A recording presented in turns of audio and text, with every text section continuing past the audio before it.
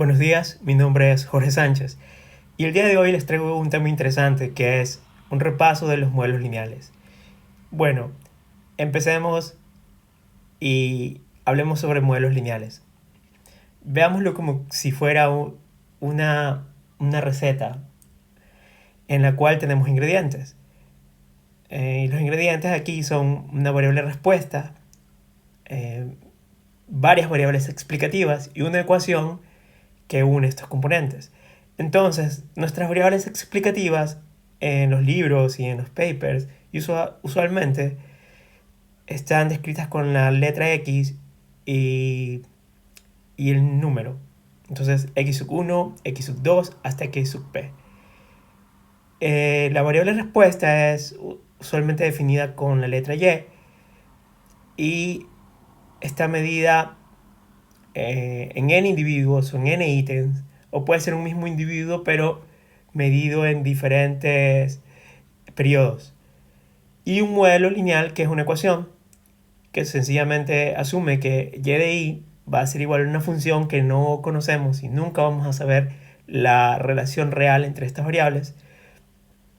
Una función que depende de las variables explicativas y de un vector de parámetros beta.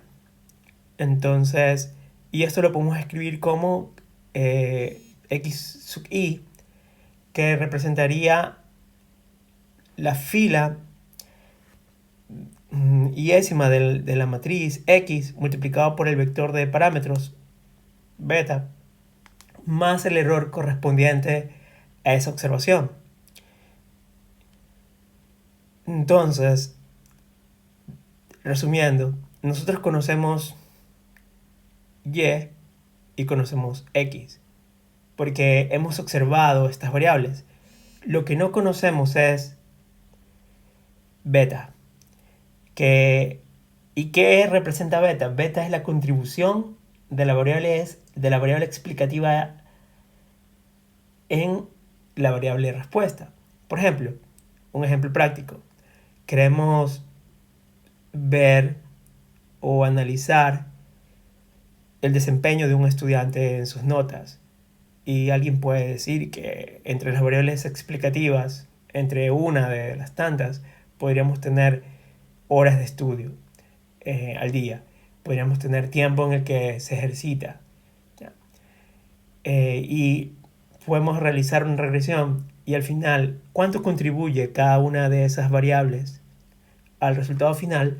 Es el coeficiente beta y es lo que queremos estimar. Hay dos caminos para hacerlo. Uno es usando mínimos cuadrados y el otro es usando maximum likelihood. Mínimos cuadrados eh, básicamente lo que utiliza son los valores observados y el pronóstico. Y la diferencia de estos dos componentes se eleva al cuadrado y se suma para todas las observaciones. Es importante entender este principio porque mínimos cuadrados lo vamos a encontrar también en otros ámbitos, ya sea en Machine Learning, con un nombre que le llaman penalización, porque es un tipo de penalización. Porque si las diferencias entre el pronóstico y el valor observado son grandes, elevarlo al cuadrado va a ser mucho más grande ese término. Entonces ese término va a contribuir mucho más a esta suma cuadrática de errores. Esto también lo podemos representar como en una forma matricial, en la cual el valor esperado de y del vector y haré una aclaración. Cada vez que damos una barrita debajo de una letra mayúscula significa que es un vector. Entonces el valor esperado del vector y va a ser igual a x. Cuando veamos una letra mayúscula es porque va a ser una matriz, si no tiene ninguna rayita abajo. La matriz x multiplicado por el vector de parámetros beta. O, de otra manera, el vector y va a ser igual a la matriz x multiplicado por el vector de parámetros beta más el vector de errores. ¿ya? Si sacamos el valor esperado de y, vamos a volver a la expresión que tenemos acá, ¿no? Eh, Usualmente a veces, aunque el modelo de regresión lineal esté implementado en Python, en R y en otros programas, a veces tenemos que hacer modificaciones o hacer otros cálculos, por lo cual es importante entender las dimensiones de estos vectores. Y lo que queremos ver es que, en este caso, y es un vector con n filas y una columna, que beta es un vector con p filas y una columna.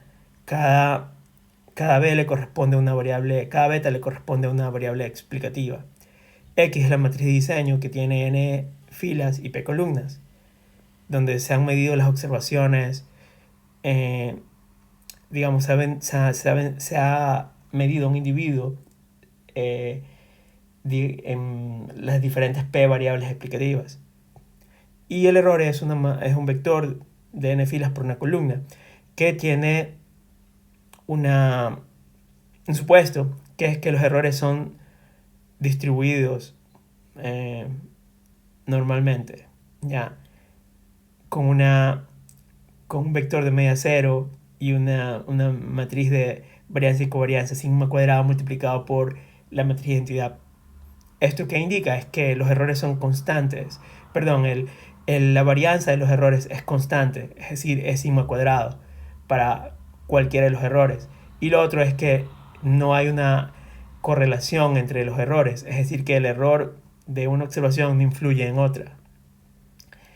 Es importante tener claro estos supuestos porque podemos, una vez que estimamos o ajustamos el modelo y calculamos nuestros estimados o nuestro pronóstico, si el pronóstico no cumple, si el modelo no cumple con estos supuestos, nuestros pronósticos probablemente no sean muy confiables. Bueno, también podemos reescribir los mínimos cuadrados en forma matricial, como vemos aquí. Y lo que estamos interesados en encontrar los beta que minimicen esta suma cuadrática o los mínimos cuadrados. Y para encontrarlos estamos hablando que vamos a tener que derivar. Vamos a derivar esta expresión y igualarla a cero. Y vamos a obtener un resultado que es que beta, el estimado de beta va a ser igual a la inversa de x transpuesto por x multiplicado por x transpuesta y por y. Y vamos a ver que x tiene que cumplir algo adicional, que es que tiene que ser invertible esta matriz. Entonces a veces cuando ajustamos el modelo, podemos tener resultados extraños o a veces errores, y a veces seguramente se preguntarán qué ocurrió. Si ustedes tienen muchas variables, puede ser que su matriz no es invertible, sino que su matriz es singular. Y por eso están teniendo esos problemas. Por eso es importante entender lo que hay detrás, para poder saber cómo corregirlo o cómo manejar esa situación. Una vez que nosotros tenemos estimado beta, pues ya podemos calcular el pronóstico, porque decíamos que y era igual a x, la matriz de x por beta. Entonces, si ya nosotros estimamos beta, podemos calcular el vector del pronóstico solamente multiplicando la matriz x por las estimaciones para beta. Y dejando todo en función de x, vamos a obtener esta expresión en la cual termina multiplicando y. Y toda esa expresión que está a la izquierda de y es lo que se conoce como la matriz hessiana o la matriz H, que tiene algunas propiedades, entre ellas que si multiplicamos la matriz hessiana por su transpuesta, nos va a dar la misma matriz hessiana, o que h cuadrado es igual a h. Entonces, esto lo podemos demostrar, si ustedes quieren lo pueden demostrar.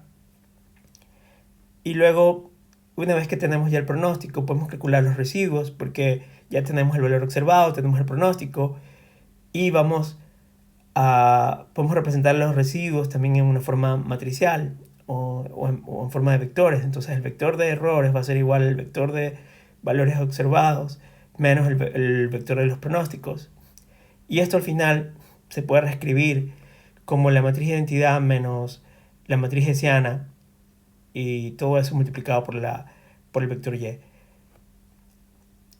Una vez que tenemos los residuos, también nos interesan la suma cuadrática de los residuos y es multiplicar ese estimado de residuos, la transpuesta por el vector de residuos. Y eso al final nos va a dar y transpuesta multiplicado por la matriz de identidad menos la matriz hessiana y eso multiplicado por el vector y.